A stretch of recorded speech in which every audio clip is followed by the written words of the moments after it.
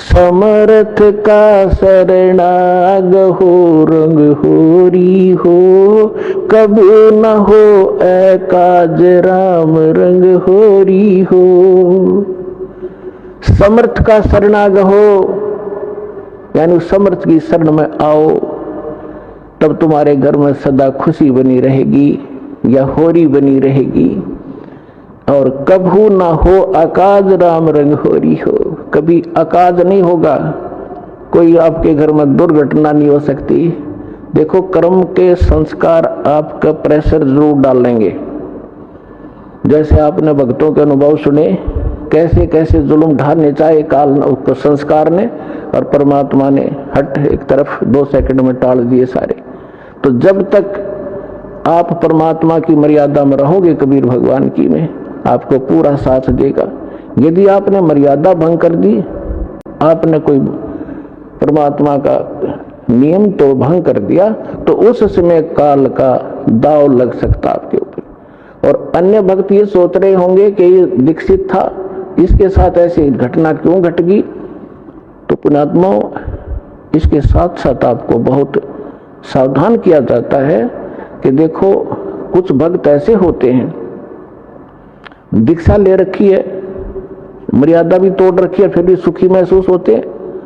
अभी उसका कोई भाग्य का ऐसा दुष्कर्म नहीं है जो उसको चोट मारने वाला है।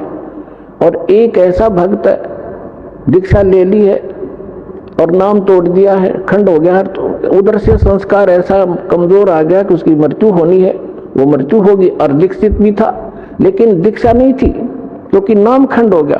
पावर काम तब तक करेगी बिजली आपके घर पर जब तक आपका कनेक्शन जुड़ा रहेगा। जिस दिन कनेक्शन कट गया, किसी भी कारण से कट जाता है, तो पावर का काम नहीं हो रहा आपके घर पे।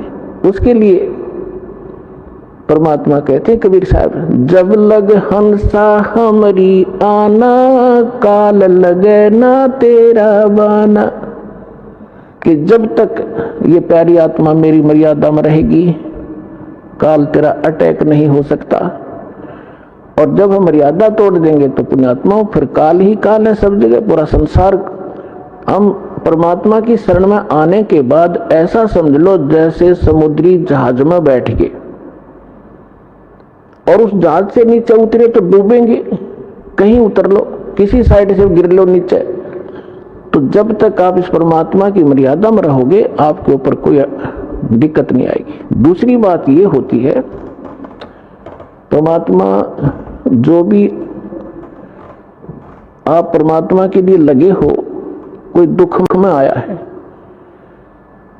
यहां दुख तो आपको फ्री ऑफ कॉस्ट यानी रूंगे में आपको लाभ दिया जाएगा। ये हमारा यहाँ का मेन उद्देश्य नहीं है कि आपको ये सुख दें, लड़का दें, लड़की दें, कोठी दें, बंगले, और कोई कष्ट संकट है, कोई 3 ताप से पीड़ित हो है।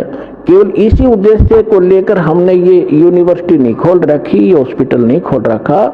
हमारा मूल उद्देश्य है जन्म और मृत्यु के दीर्घ रोग का नाश करने का, ये मूल काम है। इसके साथ साथ हम जो आपको यहाँ की जो और दुख हैं तो वो पहले निवारण किए जाते, ताकि आपकी आस्था बढ़े भगवान में। और उसके बिना आप भगवान को पहचान नहीं सकते।